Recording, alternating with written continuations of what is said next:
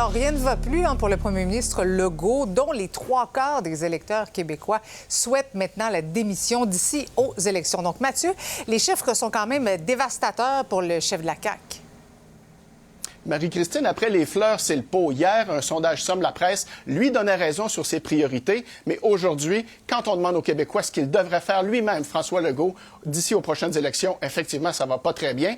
Il se trouve 43 % des gens qui lui disent « Ne songez même pas à être candidat à votre propre réélection aux élections de l'an prochain. » Il y en a même 31 % Marie-Christine, qui lui disent « Quittez donc dans les prochains mois, ne vous rendez même pas aux prochaines élections. » Alors, ça fait très mal, effectivement, pour le premier ministre Legault. Il ne se trouve que 16 % des répondants à ce sondage-là qui lui disent « Oui, vous pourriez envisager de vous présenter aux prochaines élections. » On a demandé ce matin au premier ministre sortant ce qu'il pensait de ces chiffres-là et aussi à quelques-uns de ses ministres s'il lui maintenait son soutien. On écoute ce que ça donne.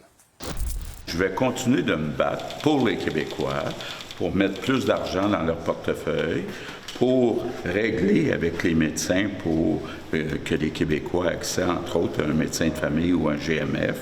Je vais continuer de me battre. Puis en octobre 2026, bien là, ça ne sera pas est-ce que j'aime ou j'aime pas le gouvernement, ça va être qui choisit. À un moment donné, on gouverne, on fait ce qu'on a besoin de faire. M. Legault a toute ma confiance, il a toute la confiance du caucus, du Conseil des ministres, donc on avance.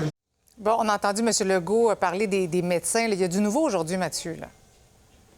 Oui, effectivement. On sait que le torchon brûle depuis plusieurs mois entre le gouvernement Legault, qui a déposé le projet de loi 106, et les fédérations de médecins spécialistes et omnipraticiens. On sait que les fédérations ont retiré leur confiance au ministre de la Santé, Christian Dubé, et demandé que ce soit M. Legault lui-même qui prenne charge. L'enjeu principal, on le sait, est lié à l'entrée d'indicateurs de performance dans la rémunération des médecins qui ne veulent rien savoir de ça. Les négos, donc, sont rompus, mais tout à l'heure, la présidente du Conseil du Trésor et le ministre Dubé sont venus annoncer le dépôt d'une offre aux médecins. Marie-Christine, c'est la 4e dans ce dossier-là. On les écoute.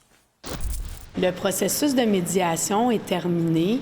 Bien qu'on n'ait pas pu conclure, je pense qu'il a été utile. On dépose une nouvelle offre aux 2 fédérations médicales. Vous comprendrez que je ne commenterai pas le contenu de l'offre par respect pour le processus de négociation. Je pense qu'il y a urgence d'agir et c'est pour ça qu'en fait, qu'on redemande aux médecins de revenir aux tables pour pouvoir discuter de la dernière offre. Marie-Christine, on a appris dans les dernières minutes qu'il y aurait injection davantage d'argent dans les GMF et encadrement des fameux indicateurs de performance. On garde un œil là-dessus. Merci, Mathieu.